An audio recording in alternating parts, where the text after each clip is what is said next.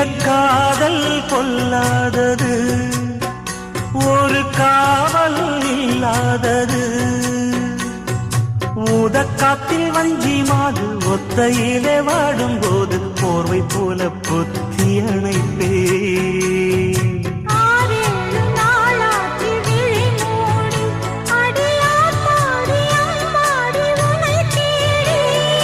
நீதானே மானே என் இளைஞர்